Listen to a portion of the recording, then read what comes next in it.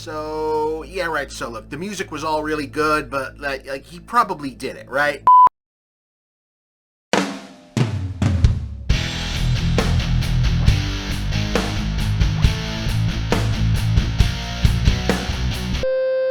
No, but really, what the hell is anybody supposed to do with this from an honest criticism standpoint? Michael, judged strictly on its own merits as a feature film, is almost shockingly uninteresting, conceptually and in overall execution. Even though Anton Fuqua, being one of Hollywood's better unsung directors for much of his career, means it's at least dynamically crafted and well-paced. It looks good and isn't visually or rhythmically boring, thus moonwalking over the lowest possible bar for something like this to clear. Script and story-wise, you could practically be watching it unsubtitled in Klingon, with no actual knowledge who Michael Jackson was, and still not only follow every single plot point beat for beat, but predict them several scenes ahead of schedule and be bored waiting for them to show up, because it's just so goddamn familiar as far as music biopics go. Have you seen Ray? Have you seen Walk the Line? Have you seen Bohemian Rhapsody? Have you seen Walk Hard? Which really should have just been the fucking last word at this whole miserable genre. Yeah, if you are at all familiar with even just the broad strokes of the King of Pop's basic biography, there's not really anything to be gleaned here in terms of fresh perspectives or interesting insight. Did you know that Joe Jackson was a mean asshole dad who beat his kids till gold records fell out of him? Oh, you did? Well, then you know the whole damn movie. That's the only aspect of Michael Jackson's interior life that Michael is interested in exploring. The story roughly covers the origin of the Jackson 5 to Michael declaring himself a permanent solo artist at the conclusion of the Victory Tour and the lead up to the Bad album. So basically the 70s to about 1988, and frames that whole period as a single arc struggle for Mike to free himself from Bad Dad's tyrannical control. Was there anything else interesting going on in him or worth noting about his life? You wouldn't know it. Or even between him and any other person or entity in his life, they're not gonna say. Did he have any kind of depth or nuance or edge to his relationship with his mother, his brothers, his sisters, his church, the record company people, other musicians? Nah, apparently not. There was one villain to overcome in this man's whole life, and not much else but positivity needs to be said about anyone else who, might still be alive and would need to sign off on this estate-approved movie. Except apparently Janet, since apparently in the universe of this movie, the Jacksons only had one daughter. I mean, that's interesting, I guess. And also the guy playing Michael is like his actual nephew. So, what are we supposed to do with this? Other than note the fact that this isn't even a movie. It's an advertisement for its own soundtrack. Because even if you want to take the fact that making a Michael Jackson movie that leaves out as much as this does and cuts the timeline off at bad is sort of like making an OJ movie that ends with the making of Naked Gun 3 and file it under review the movie they made, not the movie you'd rather they made, which is true. The movie they've made is empty and basic in a very specific and almost ironic way. They're aiming for a simple good versus evil boy becomes a man storyline about Michael standing up to his father, where Joe Jackson, who, just so we're clear, was by all accounts even more of a bastard than he's depicted here, is evil incarnate because he treats his children, and Michael especially, like marketable branded commodities, but it's impossible to escape the fact that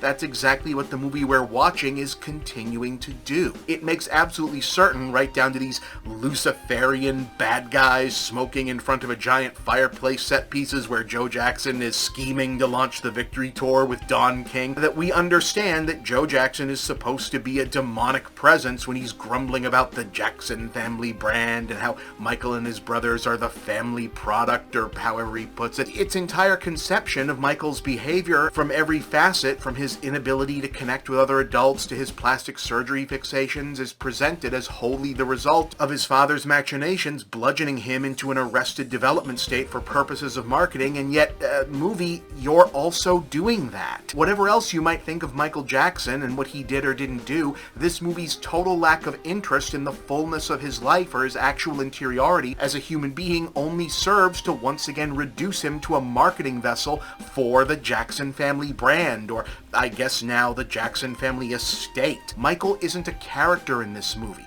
We're never really invited to understand him, only to go, oh yeah, I remember that at music video recreations, and marvel at how well Jafar Jackson pulls off an impression of his late uncle's vocals and his iconic dance moves, which is to say, yes, very impressively. It's quite a recreation. You can't really call it a performance because there's no character for him to play. It's an impression, and a good one, but that's really all it is. And look, if this really was just Tribute Concert the movie, that would be one thing, but it's also just aware enough of the criticism that it's going to get, and it tries to awkwardly pre-game against them in the way that biopics like this tend to, that it almost makes you wish that it hadn't bothered. Like, there's this whole scene about how Billie Jean broke the dam for black videos on MTV, which is true, and that should be kind of enough on its own to just mention, but it becomes a sequence for Michael in the movie to basically break the fourth wall and address the audience, literally saying, I am a proud black artist, with the buried implication being, so everybody out there in the audience, shut up and stop insinuating that there might be any other subtext to whatever my persona is going to become a couple years after this. And there's also an almost absurd, as in too absurd to possibly ignore, number of audience cutaways to specifically adult-age women in crowd scenes doing Beatlemania-style swoon, scream, falling over, fainting, oh god, he's so handsome, like cutaways during the stage performances to insistently remind us that mid-70s to late 80s Michael was considered a very handsome sex symbol with his female admirers of appropriate age. Which, look, movie, I get the attempt at association transference going on here, but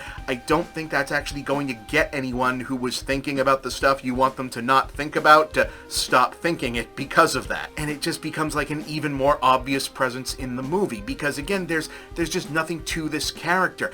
We're repeatedly told that he's lonely and childlike, obsessed with Peter Pan. There's a lot of tune in for the next movie if we do a sequel stuff about how Neverland is going to be this great thing that he builds. Janet Jackson isn't in the movie, but Bubbles is and gets a whole introductory scene. But there's nothing else to this character other than had a bad dad, it messed him up, there's nothing else to him. It's not even that interested in the concept of him as a musician, which you'd think would be what this is about. It's not interested in the process of his music making or dancing, and that feels almost unforgivable. The most interesting thing about Michael Jackson as an artist is how famously proficient and granular he was about musicianship technique and the technology of stagecraft and showmanship, despite how flamboyant and boyish he presented himself. There's a brief making of Thriller album stretch in Act 2 where you realize, oh hey, this should have been the movie. And instead it just turns into a montage of, oh, I guess he watched horror movies on TV and that's how he came up with Thriller.